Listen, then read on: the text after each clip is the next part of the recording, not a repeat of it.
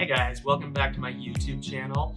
I wanted to come on here today and share my struggles with being on the autism spectrum when it comes to dating. Finding love can be hard for anyone, but for autistic people, exploring the unpredictable world of dating is even more complicated. Now, a lot of people have been boasting and talking about this show on Netflix called Love on the Spectrum, and asking me if I've seen that show and what I thought about it. But truthfully, it's portraying a message that is very upsetting for me. And as an autistic individual, that show is hurtful to me for so many reasons.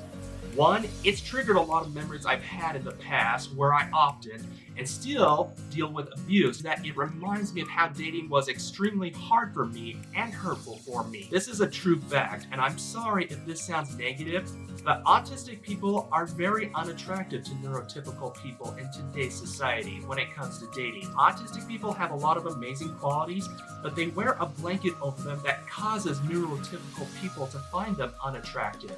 Our facial expressions, body language, voice is just not something that neurotypical people are used to. And third, how the people behind the show are setting autistic people up with other autistic people.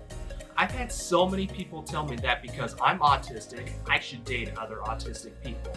And it's insulting because we autistic people are not animals or another species. You can't tell me to date someone who has the same condition as I have, like you would tell a dog to date a dog or a cat to date a cat. Otherwise, you might as well tell blind people to date blind people, fat people to date fat people, or people with cancer to date people with cancer, or cripples to date cripples. I feel like that this show is trying to make people feel sorry for those who are autistic and make them feel obligated to date people with autism. It's like saying, he may be ugly, but you should date him anyways. There is no law that forbids you from dating someone who is different from you. Everyone is different for a reason. So why should an autistic person such as myself settle for someone who is autistic? Now, I'm not saying I'm prejudiced against autistic people. Obviously, I'm not, because I myself am autism. And I'm not saying I'm not open to dating someone who has autism. But when you tell me I should consider dating someone who is autistic, you are basically telling me I will never be good enough or accepted for who I am.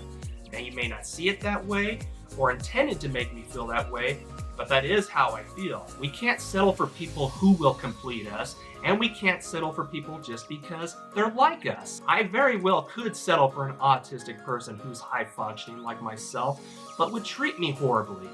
And you cannot force people to love others. I went through a huge phase of depression because of my struggles of finding love and dating, and it turned me into an emotional wreck where I was bitter to the people who do love and care for me. And I often lose hope that it will happen for me as long as I'm autistic.